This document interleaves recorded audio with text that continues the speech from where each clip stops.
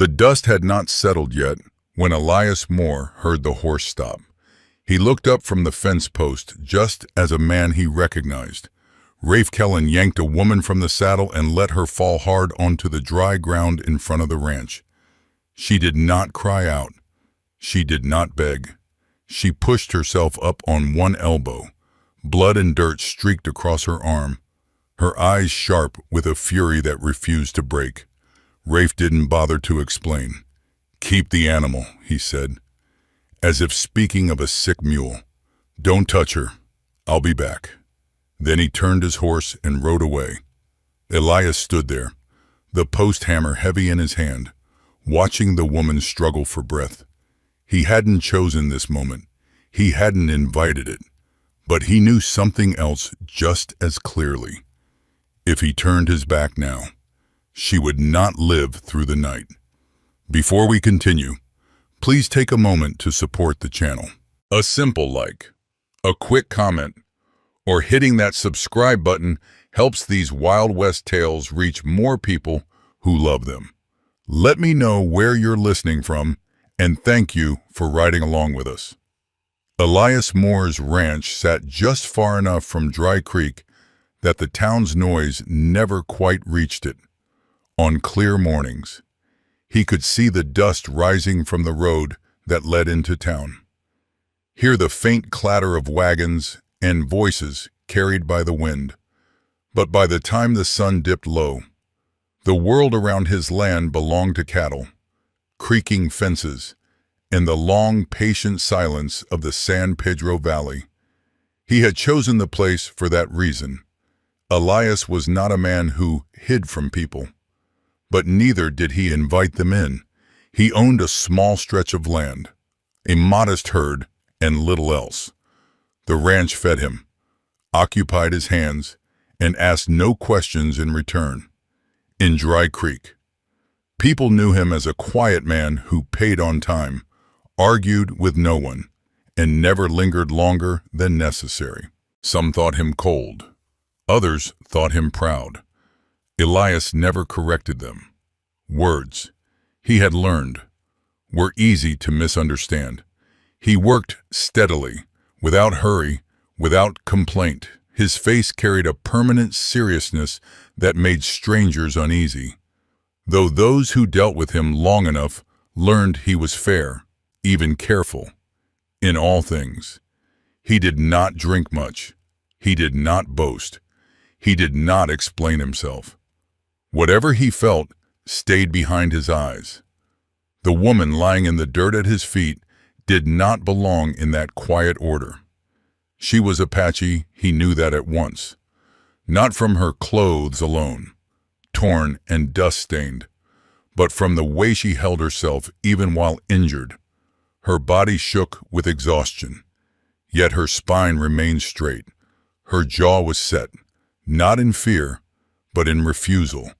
She looked at him as if measuring the distance between them, not seeking mercy, only preparing for what might come next. Elias crouched a few steps away, far enough not to crowd her. He took in the shallow rise of her chest, the dark smear of blood along her forearm, the way one hand trembled despite her effort to steady it. Whoever had dragged her here had not done so gently.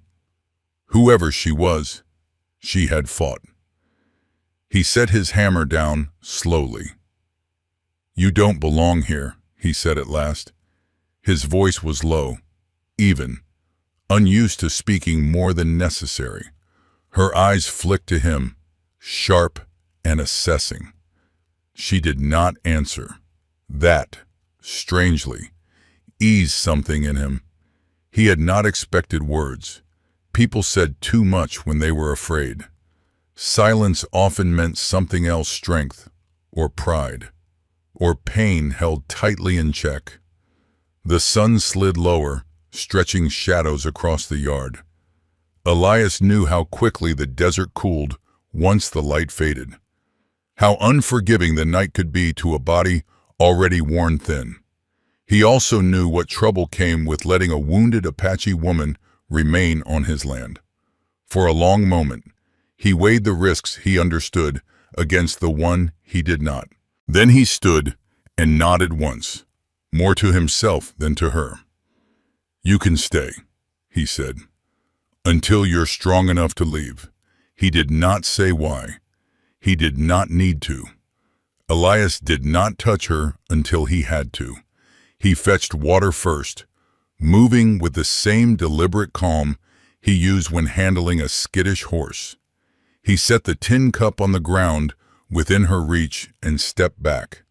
She watched every movement, eyes following his hands, his boots, the way he kept his body angled so he was never directly over her. When she reached for the cup, her fingers shook. The smallest thing, hardly noticeable, tightened in his chest. "Drink slow," he said. Not a command, just information. She ignored the advice and drank anyway, then stopped, breath hitching as the pain caught up to her. She did not look at him for help. She did not ask. She simply waited for the moment to pass. Elias turned toward the house. "You can walk." Her answer came after a beat. "I can stand." That would have to be enough. Inside the cabin, the air smelled of wood, leather, and old smoke. The place was plain: one table, one chair, a narrow bed against the wall.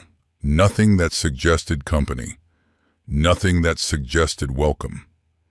He cleared the table with a sweep of his arm and laid out what he had: clean cloth, a small bottle of alcohol, a knife he had already wiped down. She tensed when she saw the blade. "It's for the cloth," he said, and set it down. She studied his face, searching for something he did not offer. Whatever she found there made her look away. The wound along her forearm was worse than it first appeared: deep scrapes, bruising, dried blood crusted into the skin. Elias worked carefully, his hands steady, his touch brief and purposeful. He did not apologize when she flinched. He did not soothe her with empty words. He cleaned, wrapped, and tied the cloth firm enough to hold, loose enough not to hurt. "You fight hard," he said once, before he could stop himself. Her mouth curved into something sharp, harder than he expected. Elias nodded. He did not ask who he was. When he finished, he stepped back, giving her space again. "Sleep if you can. I'll be outside." "You're not afraid I'll run?" she asked. "If you could," he said. "You already would have." She did not reply, but when he turned to leave, she spoke again, low, controlled. "You're not like him." He paused with his hand on the doorframe. "That's a low bar. That's not what I meant." He waited, but she said nothing more. Outside, the sky had darkened to a deep, cooling blue. Elias fed the animals, checked the fence, kept his hands busy while his thoughts circled back to the cabin. He did not tell himself stories about who she was or where she would go. He had learned better than that. People arrived in trouble. People left when they could. The ranch was not meant to hold anything in place. Still, when the night settled and the stars came out sharp and cold, he found himself listening. Her breathing was rough at first, then steadier. At one point, she murmured something in her own language, a sound like a warning or a promise. Elias did not understand the words, but he understood the tone. It was not fear. It was resolve. He sat on the step, hat pulled low, eyes on the dark stretch of land beyond the fence. This was how trouble began, not with gunfire or shouting, but with a single choice made quietly, without witnesses. He had not chosen her, but he had chosen not to walk away. And for a man like Elias Moore, that was never a small thing. Morning came without ceremony. The sun rose pale and steady over the San Pedro Valley, lifting the night's cold from the ground inch by inch. Elias was already awake, moving through the routines that had shaped his days, for years checking the troughs, counting the cattle, tightening a loose rail where the fence sagged. He worked the way he always did, methodical, unhurried, as if time were something to be measured in tasks completed rather than hours passed. When he glanced toward the cabin, he half expected the woman to be gone. She was not. She stood in the doorway, leaning lightly against the frame, her injured arm bound and held close to her side. Her face was drawn with pain, but her posture was upright. She watched him without speaking, her gaze steady and unblinking. "You should sit," he said, not looking at her directly. "Morning comes hard after a night like that." "I've had harder," she replied. Her voice was low, controlled, carrying no request for sympathy. Elias nodded once and returned to his work. He did not argue. He had learned that advice, when given to people who did not ask for it, often sounded like judgment. They settled into an uneasy rhythm. Elias left food where she could reach it: cornbread, dried meat, water drawn fresh from the well. He did not hover. He did not ask questions. When he spoke, it was only to explain what needed explaining: which gate stuck, where the shade held longest in the afternoon, how far it was to the road that led back toward town. She listened. Sometimes she answered. More often, she did not. By the second day, she could walk the length of the yard without stopping. By the third, she was sitting outside while Elias worked, her eyes following the slow movement of his hands. She studied him the way one might study a tool, testing its weight, its balance, its reliability. "You live close to the town," she said one afternoon. "Close enough," he answered, "but you don't belong to it." He considered that. "I do my buying there. That's usually enough." She huffed softly, not quite a laugh. "A man who wants the benefits of people without the burden of them." The words were sharp, but not careless. Elias did not bristle.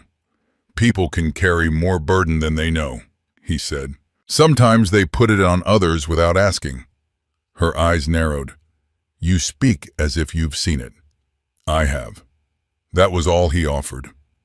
In the days that followed, the distance between them shifted in small, nearly invisible ways. Elias noticed things he told himself did not matter: how she favored her uninjured arm, how she watched the horizon at dusk, how she flinched not at sudden sounds, but at laughter drifting faintly from the direction of town. He noticed how she never turned her back on him fully, not even when she slept. She noticed things too. She noticed that Elias never entered the cabin without making noise first, even when he thought she was asleep. That he kept his rifle within reach, but never laid it where it could be seen as a warning. That when a rider passed on the distant road, he stood where she could see him standing there, not blocking her path, not positioning himself between her and the open land. "You don't trust easily," she said one evening as the sun sank low. "Trust's expensive," he replied. "I don't buy it often." She studied him for a long moment. "And yet, you let a stranger stay." He met her gaze then, just briefly. "I let someone heal." That answer unsettled her more than any excuse might have. On the fourth day, she spoke her name, Atsa. He nodded, accepting it without comment. Names mattered. He knew that. They were anchors, sometimes burdens. He did not give her his in return, not yet. That night, as the wind moved through the grass and the cattle settled into sleep, Elias found himself thinking about the choice he was making without meaning to. Every hour she remained on his land made it harder to pretend this was temporary, harder to convince himself that his responsibility ended with her wounds closing. He remembered another time years ago when he had told himself that silence was safer than truth. When he had thought that managing information was the same as protecting people, the memory came unbidden, heavy and unwelcome. He pushed it away and focused on the present, the fire crackling, the steady breathing from inside the cabin, the simple fact that, tonight, no one was in immediate danger. By the end of the week, Atsa was strong enough to help. She did not ask. She simply began mending a tear in a feed sack, sweeping the cabin floor, carrying water in smaller buckets. Elias watched from a distance, uneasy with the sight. Help, when it came uninvited, had a way of binding people together. He was not sure he wanted that kind of bond. "You don't have to," he said once. "I know," she replied. "That's why I do." The answer lingered with him long after she walked away, one afternoon. As they sat in the shade, she spoke again, her tone different this time, less guarded, more measured. "You don't look at me the way others do." He frowned slightly. "How's that?" "As if I owe you something." The truth of it surprised him. Elias looked down at his hands, rough and scarred, resting uselessly in his lap. "I don't want anything from you." She studied his face, searching for the lie. Whatever she found there made her nod slowly. "Then you're rarer than you think," she said. That night, Elias lay awake longer than usual, staring at the ceiling. He realized, with a quiet unease, that his fear was no longer of the trouble she might bring to his door. It was of what it meant that he cared whether she stayed or left. For a man who had built his life around standing apart, that realization was the most dangerous thing of all. Rafe Kellen came back just before sunset. Elias saw him first from the far end of the pasture, a dark shape cutting across the pale land, riding without hurry. That alone told Elias something was wrong. Rafe was not a man who took his time unless he believed the ground beneath him was solid. Elias set the fence tool down and waited. Atsa was near the cabin, folding cloth she had washed earlier. When she noticed the change in Elias's posture, she followed his gaze. Her body stiffened instantly, not with fear, but with recognition. Her hand moved, almost without thought, toward the knife she now carried tucked at her belt. "He's back," she said. "I know." Rafe dismounted a few yards from the house, his smile easy, his eyes sharp. He looked from Elias to Atsa and back again, taking in the distance between them, the way neither stood behind the other. "Well," Rafe said, brushing dust from his sleeve, "she's still breathing. I'll give you that." Elias did not answer. Rafe's gaze lingered on Atsa, then slid back to Elias. "I figured you'd do what you do best. Keep things quiet. Keep your head down." "She's not yours," Elias said. Rafe laughed softly. "That's where you're wrong. Everything's someone's. Out here. Just depends who's willing to say it out loud." He stepped closer. Atsa shifted, placing herself slightly behind Elias, not hiding, but choosing her angle. Elias felt the movement more than he saw it. It set something firm inside him. "You don't want this trouble," Rafe continued.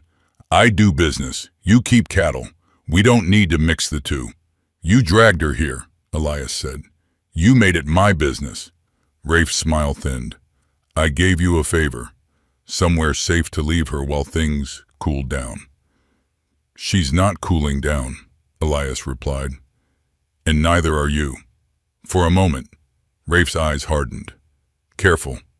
You're not built for this kind of loyalty." Elias finally turned fully toward him. "This isn't loyalty." "Oh," Rafe tilted his head. "Then what is it?" Elias did not answer right away. He thought of the quiet days, the careful distance, the way he had told himself again and again that she would leave as soon as she could. He thought of the one thing he had learned too late, years ago. "It's a line," he said at last. "And you crossed it." Rafe's hand dropped to his gun. Before he could speak again, Elias stepped forward and placed himself squarely between Rafe and Atsa. The movement was unremarkable, almost casual, but it changed everything. Atsa inhaled sharply. She had not asked him to do this. She had not expected it. Yet there he was, blocking her from view, from threat, from bargaining. Rafe stared at him, disbelief flickering across his face. "You serious?" "Yes. You'd risk your land, your name over her." Elias did not look back at Atsa. "Over myself." That was when Rafe understood. And when he did, his expression shifted not to anger, but to calculation. "All right," he said slowly, raising his hands. "No need to turn this into something ugly." He took a step back, then another. "I'll leave," he continued, "for now. But you're keeping something that doesn't belong to you, sooner or later. That always costs." Elias did not move. He did not threaten. He simply stood. Rafe mounted his horse, eyes never leaving the ranch. "Enjoy the quiet while it lasts." He rode off, disappearing into the lengthening shadows. For a long moment, neither Elias nor Atsa spoke. "You didn't have to do that," she said finally. "I know. Then why did you?" Elias exhaled slowly. "Because once, a long time ago, I stayed quiet when I shouldn't have." She studied him, really studied him this time. "And what did it cost you?" He met her eyes, everything that mattered. The sun dipped below the hills, leaving the valley wrapped in dusk. The cattle shifted uneasily. Somewhere in the distance, a bird cried out. "He'll come back," Atsa said. "I know. And you still chose this." "Yes." She nodded, the gesture slow and deliberate. "Then whatever happens next," she said, "you won't face it alone." That night, Elias did not sleep. He sat on the step, rifle across his knees, watching the dark. He did not tell himself that Rafe was gone. Men like Rafe did not leave cleanly. They waited, they watched. They convinced themselves that patience was the same as control. Elias felt no fear, only a strange, steady calm. He had made his choice. Whatever came with it would have to come honestly. Rafe Kellen did not ride far. He circled wide, keeping to the low ground where the mesquite grew thick and the land dipped just enough to hide a man and his horse from the ranch yard. He told himself he was patient, that waiting was part of the work. Trouble, after all, always ripened in its own time. He tethered the horse and settled in beneath a stand of scrub. The rifle laid across his knees. From where he crouched, he could see the faint outline of Elias Moore's cabin against the dark. A single lantern burned low inside, then went out. Rafe smiled to himself. Men like Elias always thought they could draw a line and have the world respect it. Rafe had learned long ago that lines were only suggestions. What mattered was who stepped over them first. He meant to wait until the ranch slept, meant to move quietly, meant to finish things clean. Instead, the night stretched on. The desert cooled faster than he expected.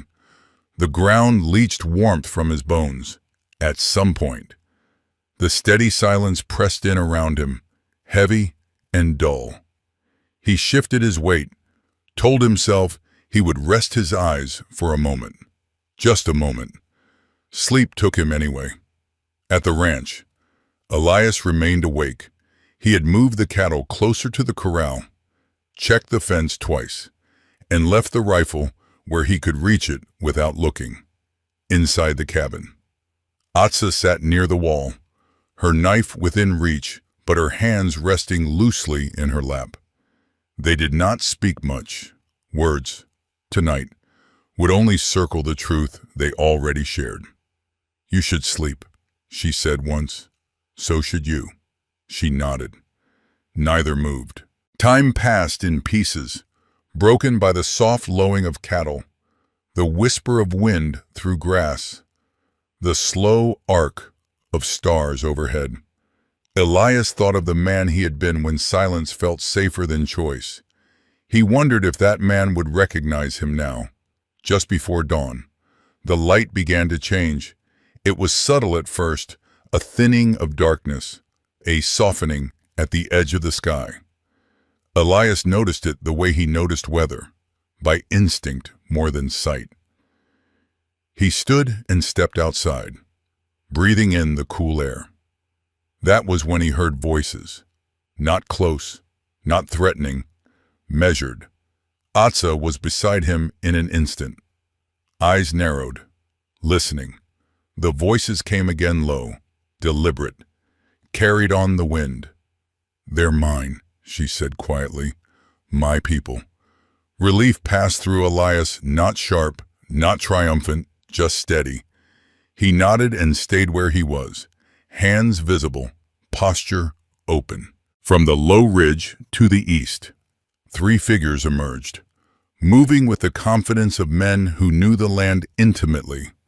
They carried themselves with purpose, not haste. One of them raised a hand in greeting when he saw Atsa. She stepped forward. "Chaitin," she said, and the tension in her voice finally eased. Her brother approached, his gaze flicking briefly to Elias before returning to her. He looked her over carefully, taking in the bandaged arm, the steady stance. "You're alive," he said. "I am, behind them." The 4th figure approached more slowly, older, broader, with a presence that did not need to announce itself. Hokona, the leader, Atsa's father. He inclined his head toward Elias. "You gave her shelter." Elias answered simply. "She needed it." Hokona studied him for a long moment, then nodded once. It was not gratitude. It was acknowledgement. The sound came then, a sudden scrambling, a sharp intake of breath from the scrub beyond the ridge. Rafe Kellen woke to light, not full day, but enough to see the world had shifted against him. His heart lurched as he registered movement on the land above figures where there should have been none. He rose too quickly, boots sliding on loose stone. The rifle slipped from his grasp and clattered against the rock, the sound loud in the morning stillness. Panic seized him, then not fear of men, but of being seen, of losing control. He ran. The ground fell away faster than he expected. The slope was steeper here, cut by years of water and wind. He reached for a mesquite branch that snapped under his weight. His foot found nothing but air. The sound that followed was brief, a scatter of stone. A dull thud. Then silence. No one chased him. Chaitin looked toward the ridge, then away. "It's done." Atsa closed her eyes once, then opened them again. There was no satisfaction in her expression, only release. Elias let out a breath he hadn't realized he was holding. The sun broke free of the horizon then, spilling light across the valley. It touched the ranch, the cattle, the figures standing together in the cool morning air. Hokona spoke again. "This land remembers choices." Elias met his gaze. "So do I." The older man nodded, as if that answer had been expected all along. Behind them, the day began quiet, unremarkable, and entirely changed. The morning did not hurry them. After the first light settled over the San Pedro Valley, the world seemed to pause, as if it were waiting to see what would be done with the quiet that followed. The cattle stirred, birds moved through the low brush. Nothing demanded an answer right away. Atsa stood with Chaitin and Hokona near the edge of the yard. There were no raised voices, No urgent gestures. Whatever needed to be said between them was spoken softly, in a language Elias did not understand. He did not try to. He stood back, hands loose at his sides, giving space where it was due. When they finished, Chayton turned to him. "She can come home," he said simply. "Our people are safe for now. My place is with them." Elias nodded. He had expected no less. The truth of it did not sting the way he thought it might. Hokona stepped forward. He was older than Elias had first realized. His strength carried not in muscle, but in the certainty of his presence. His eyes rested on Elias, steady and searching. "You did not take what was not yours," Hokona said. "You did not turn away when it would have been easier." Elias shifted his weight, uncomfortable with praise. "I didn't do more than I should." Hokona's mouth curved, just barely. That is what most men tell themselves when they are afraid of what they chose. Atsa looked at Elias, then not sharply, not defensively, but with a calm that felt earned. "He didn't ask anything of me," she said. "Not even trust." Hokona regarded his daughter for a long moment, then inclined his head once more. "That matters." They spoke a little longer, plans forming without urgency. There would be time. There would always be time, now that the danger had passed. When Chayton mounted his horse, he paused beside Elias. "You live close to the town," he said. "Close enough to be seen." Elias met his gaze. "I don't hide." Chayton nodded. "Good. With that." They rode away, three figures moving back toward the rising land, not looking back.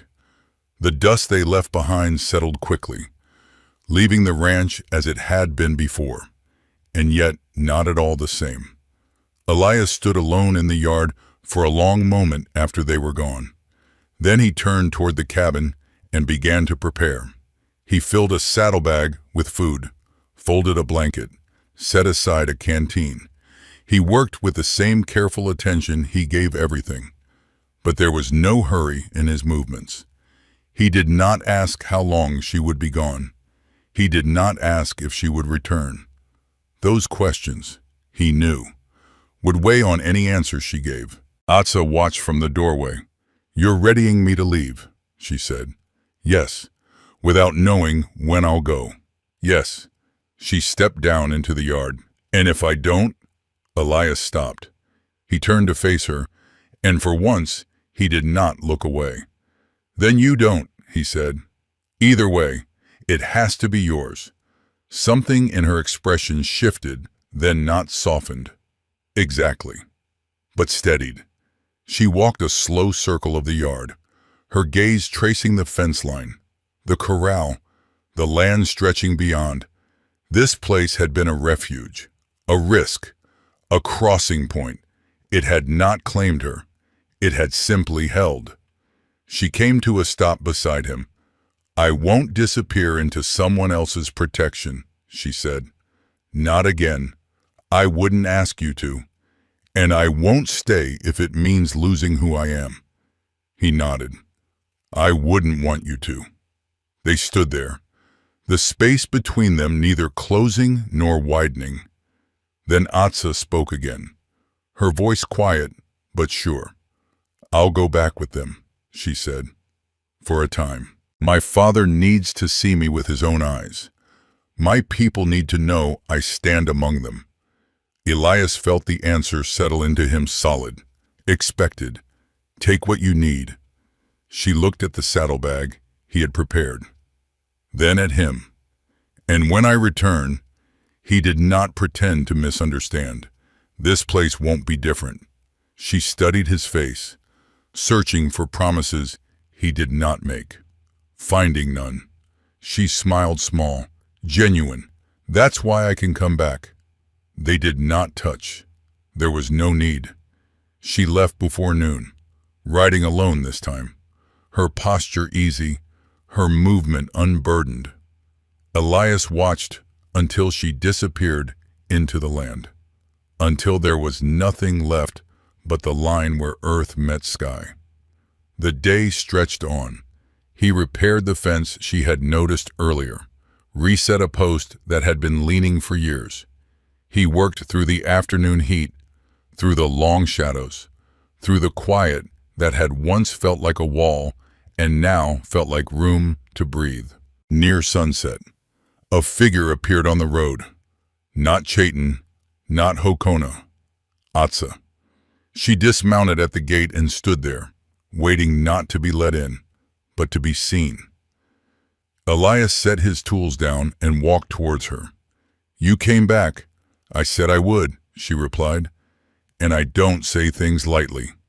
He opened the gate. She passed through it on her own. They did not speak for a while. There was nothing left to explain. As evening settled over the ranch, Elias returned to his work, and Atsa joined him lifting boards, steadying wire, moving alongside him as if this had always been the shape of things. No declarations, no claims, just two people choosing the same ground. When the last light faded and the first stars appeared, Elias realized something he had not allowed himself to name before. He was no longer standing apart, and this time, it did not feel like a mistake. The true courage in the American West was not always found in violence or conquest, but in restraint, responsibility, and quiet compassion. Elias Moore's journey shows that doing the right thing is often lonely and unseen, yet deeply transformative through patience, respect, and the willingness to stand firm without demanding reward. Healing becomes possible not just for individuals, but between people, cultures, and wounded histories.